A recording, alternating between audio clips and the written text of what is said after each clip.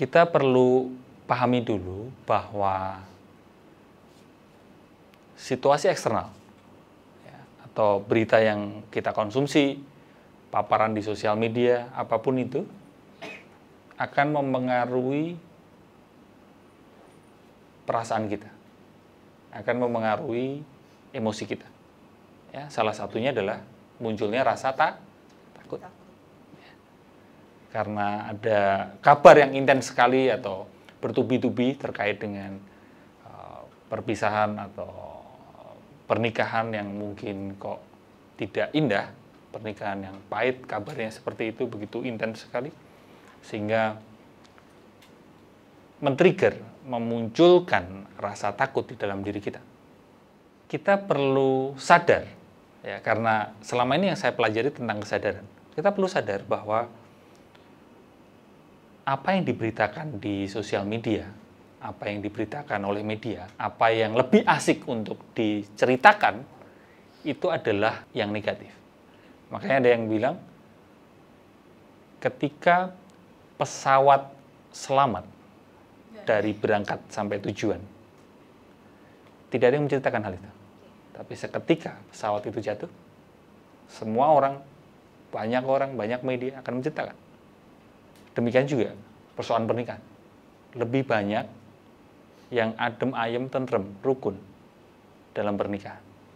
Tapi tentu saja itu tidak menarik untuk dibicarakan, tidak menarik untuk diberitakan. Ya, karena memang begitulah mekanisme media, mekanisme pemberitaan, ya memang begitu. Tapi yang perlu kita sebagai individu latih adalah kesadaran akan bahwa yang baik-baik saja itu sebenarnya lebih banyak daripada yang nggak baik-baik saja. Ya. Lalu, kita juga perlu, ini teman-teman saya ajak untuk lebih mendalam ya. Tapi mohon maaf nanti kalau membingungkan, karena saya akhir-akhir ini belajar sekali, ternyata cukup banyak orang yang belum siap sebenarnya untuk diajak ngomongin secara mendalam, dan jadinya malah bentar-bentar mas, gelagapan aku pasti kan. Ya. Tapi ini saya akan pelan-pelan menyampaikan, kalau nggak paham nggak apa-apa, ya nggak apa-apa. Nanti bisa ditanyakan pada waktu sesi tanya jawab. Yang lebih mendalam begini teman-teman, menurutmu pikiran kita lebih suka yang negatif atau yang positif? That's the fact. Faktanya, pikiran kita itu lebih suka yang negatif daripada yang positif. Kenapa? It's part of defense mechanism. Mekanisme pertahanan diri kita.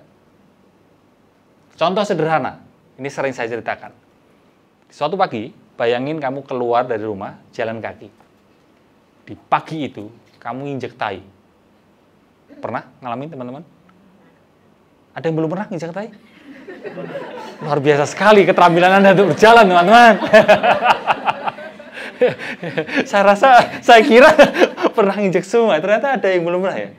Saya bahkan beberapa kali tuh. Di pagi yang lain, kamu jalan kaki, kamu terbebas dari nginjek tai, tapi kamu lihat bunga mawar begitu indah sekali.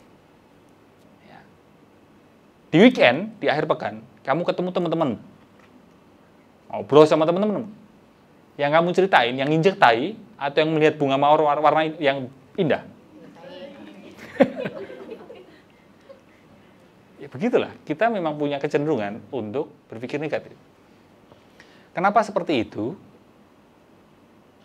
Karena pikiran kita berusaha membantu kita supaya tidak terulang kejadian negatif itu. Terhindar dari kejadian negatif itu. Ya. Oleh karena itu, kita perlu melatih pikiran kita. Di awal perjalanan, karena pikiran kita ini suka sekali pikiran yang negatif, kita perlu melatih, diseimbangkan dengan pikiran positif. Di awal perjalanan. Tapi kalau mau menyelam lebih mendalam, kita pun perlu berlatih untuk menyadari pikiran negatif dan menyadari pikiran positif. Bukan berpikir positif, tapi hanya menyadari, oh muncul pikiran negatif, sadari saja. Muncul pikiran positif, sadari saja. Pikiran negatif maupun pikiran positif hanyalah pikiran, bukan kenyataan. Kedua-duanya hanyalah pikiran, bukan kenyataan. Kalau kita terperangkap hanya dalam pikiran positif, itu pun juga akan membuat kita hidup dalam dunia fantasi pikiran kita dan tidak hidup dalam kenyataan. Dan itu pun juga akan tidak baik untuk diri kita. Maka muncul toxic positivity dan sebagainya. Dan kembali ke pertanyaan tadi, kelihatannya saya sudah cukup terlalu jauh dari pertanyaannya. Yang pertama tadi, sadari bahwa berita ya itu hanya sebatas yang diberitakan, tapi kenyataannya belum tentu sesuai dengan kenyataannya. Ya. Oke Mas, saya tahu itu bukanlah kenyataan. Lebih banyak yang pernikahannya baik-baik saja kok. Tapi saya itu masih takut, Mas. Maka langkah berikutnya yang perlu kita latih adalah kita perlu terampil menyikapi rasa takut di dalam diri kita. Kalau tadi, kan lebih ke persoalannya bagaimana menyikapi berita atau hal-hal eksternal. Ada tips juga, ya udah, nggak usah dengerin berita itu. Di-mute berita itu, atau kurangin bersosial media, atau seperti tadi, setiap kali baca berita, sadari, oh ini bukanlah kenyataan senyatanya kok, ini hanya sebagian yang diberitakan gitu. Itu persoalan eksternal. Sebenarnya yang lebih mendalam adalah pondasinya adalah bagaimana kita menyikapi perasaan takut yang ada di dalam diri itu. Rasa takut itu hal yang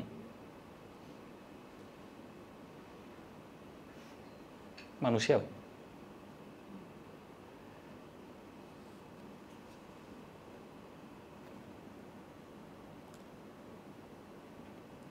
Yang perlu kita benahi, ya, mungkin kalau saya menggunakan kata benahi adalah bagaimana kita berelasi dengan rasa takut itu. Bukan menghilangkan rasa takutnya. Selama ini mungkin kita lebih fokusnya ke menghilangkan rasa takutnya. Kita membenci rasa takut. Sehingga yang terjadi adalah kita takut terhadap rasa takut, bukan? Pelan-pelan bisa dipahami? Ketika kita ingin menghilangkan rasa takut dan kita ingin menggantinya dengan rasa berani, berarti sebenarnya di situ kita takut terhadap rasa takut, bukan? Kita takut terhadap rasa takut sehingga rasa takut itu perlu kita hilangkan, kita perlu musnahkan, perlu kita ganti dengan berani. Jadi di situ kita masih takut.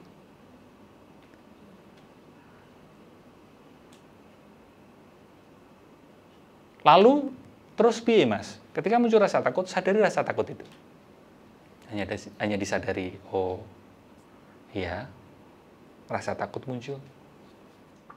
Diberi ruang rasa takut itu. Berlatih untuk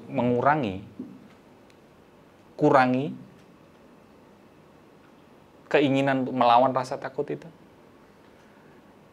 Kurangi keinginan untuk mengusir rasa takut itu. Hanya disadari saja rasa takut itu.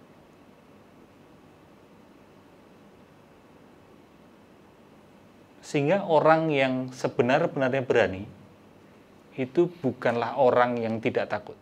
Orang yang benar-benar berani adalah orang yang takut, tapi dia bisa memeluk rasa takutnya.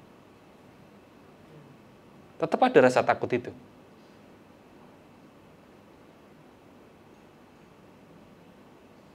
Tapi lebih ramah, lebih gentle berhadapan dengan rasa takut itu.